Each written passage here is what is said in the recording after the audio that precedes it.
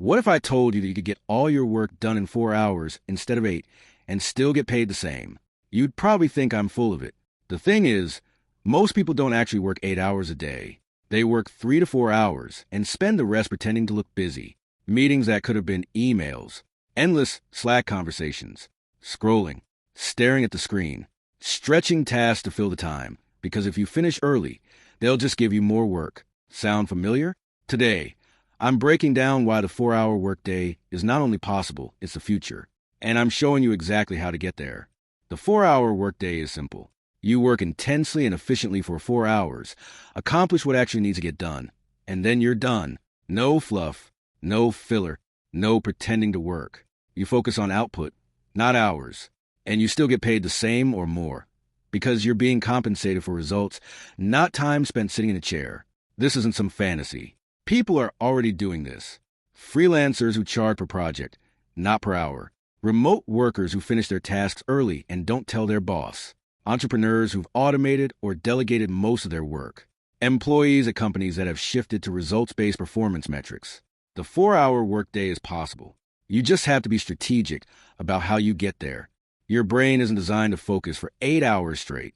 Research shows that the human brain can only maintain deep focus for about 90 to 120 minutes at a time before it needs a break. After that, your productivity tanks. You start making mistakes.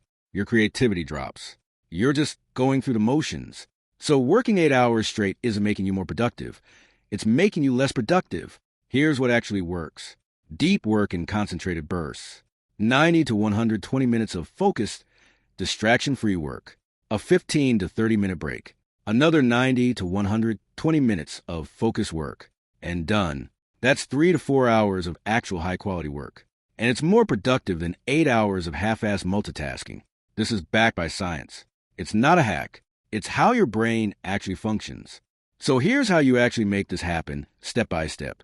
Step 1, audit your time. First, figure out where your time is actually going. For 1 week, track everything you do during your workday. How much time are you in meetings? How much time are you doing actual deep work? How much time are you answering emails, Slack messages, or doing admin tasks? How much time are you just existing?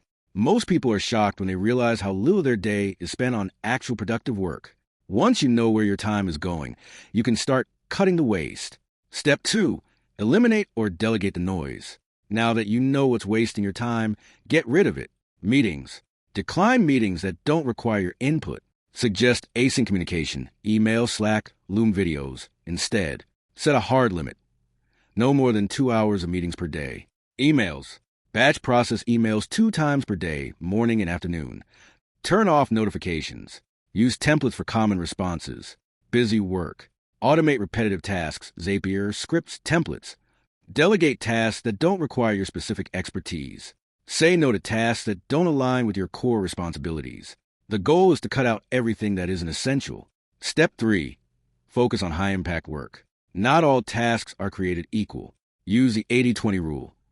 20% of your tasks produce 80% of your results. Figure out what those high-impact tasks are and focus your energy there. Delegate, automate, or eliminate everything else. Ask yourself, what tasks directly contribute to my goals or my company's success? What tasks actually require my unique skills?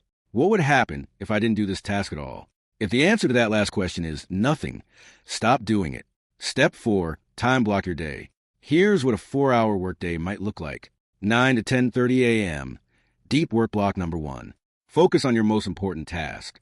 No distractions, no interruptions. Phone on do not disturb. Email closed. 10:30 to 11 a.m. Break. Walk, stretch, eat, rest. 11 a.m. to 12:30 p.m. Deep work block number 2. Second most important task. 12:30 to 1 p.m. Admin time. Answer emails, Slack messages, quick tasks. 1 p.m. Done. That's it. For hours. High focus. Maximum output. Step 5. Negotiate or build flexibility. If you're an employee at a traditional company, this step is tricky but not impossible. Here's how to approach it. Option A. Don't ask permission. Just do it. If you're remote, finish your work in 4 hours and don't broadcast it. Respond to messages at normal times. Deliver results on time. Nobody needs to know you finished at 1 p.m. Option B. Negotiate based on results. Approach your manager with data. Tell them, I've been tracking my productivity and I'm completing my work in 4 to 5 hours. I'd like to propose a results-based arrangement where I'm measured on output, not hours. Some managers will go for it, others won't, but it's worth asking. Option C, go freelance or start business. If your employer won't budge, build an exit plan. Freelancers and business owners control their own time.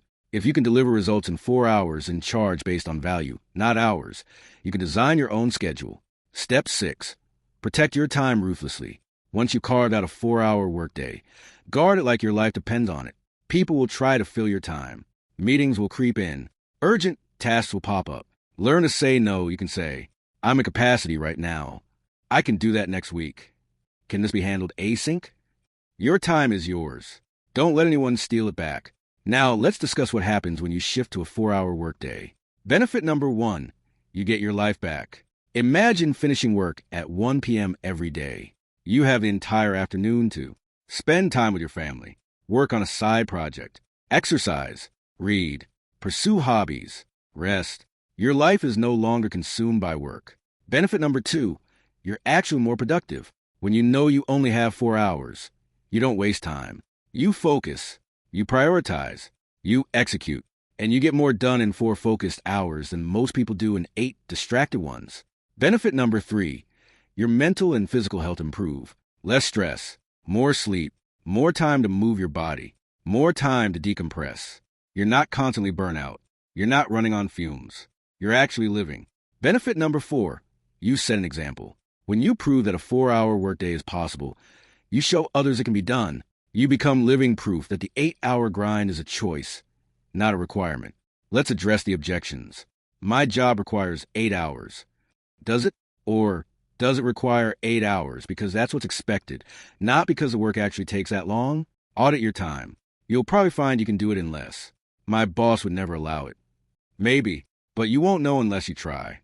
And if they truly won't budge, maybe it's time to find a better opportunity. I can't afford to work less. You're not working less. You're working smarter.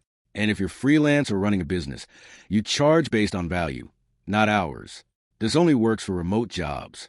True, it's easy with remote work, but even in-office workers can negotiate flexibility or start building toward a remote role. Not everyone is willing to accept it yet. But the 8-hour workday is outdated. It doesn't make you more productive. It just makes you more exhausted. The 4-hour workday is the future. It's about focus, efficiency, and reclaiming your life. And it's not a fantasy.